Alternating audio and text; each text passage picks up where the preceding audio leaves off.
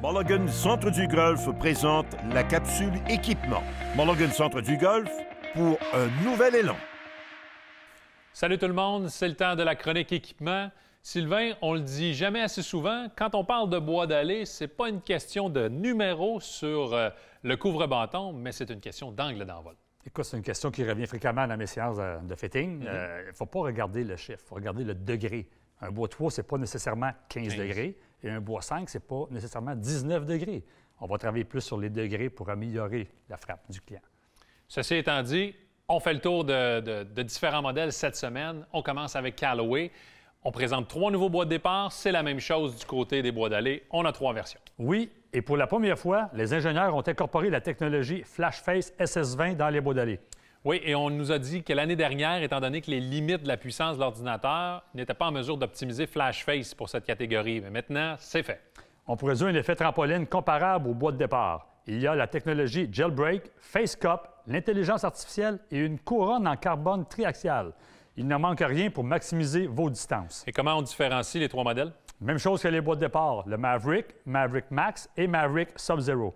La version standard produit la plus grande vitesse de tête de bâton, tandis que la version Sub-Zero est plus profilée avec un centre de gravité plus avancé. Encore une fois, on s'adresse aux meilleurs golfeurs. Exactement. En plus, la version Max chez Callaway est une première. C'est la première fois que Callaway produit un bois d'allée qui corrige les crochets extérieurs. C'est un ajout intéressant. Maintenant, du côté de Cobra, les bois de départ, on avait 2 versions, mais là, pour les bois d'allée, on en a 3. Bien, on a le modèle SZ, le SZ Tour et le SZ Big Tour. Le modèle le plus permissif est évidemment la version standard. La version Tour est beaucoup plus petite et la version Big Tour est plus volumineuse que la version standard. En fait, le modèle a été dessiné en suivant les recommandations de Bryson DeChambeau et Lexi Thompson.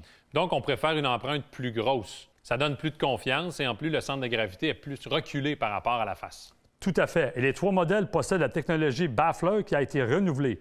La portion avant des rails située sous la semelle, près de la face, est vide. Résultat, on obtient un sweet spot 70 plus volumineux qu'avant. Autre mention intéressante au niveau de la couronne, elle est maintenant en carbone, donc on a sauvé 10 grammes pour le repositionner en périphérie pour augmenter la stabilité. Maintenant, du côté de TaylorMade avec la série Sim, on a 3 modèles et on a ramené une ancienne technologie. Oui, c'est le retour de la semelle V-Steel qui permet de faciliter le glissement de la tête du bâton sur le sol.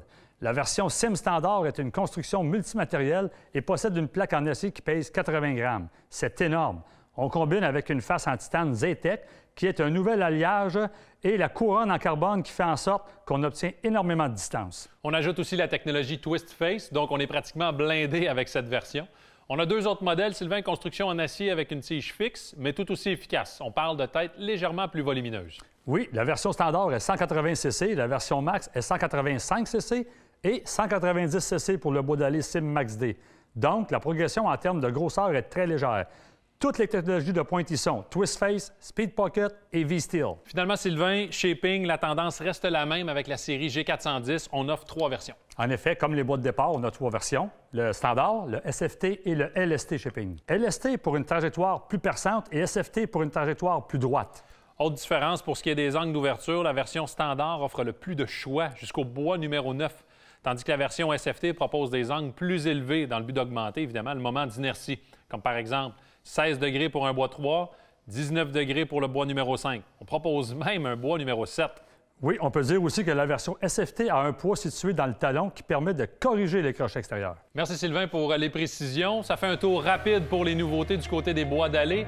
La semaine prochaine, on s'attaque aux hybrides.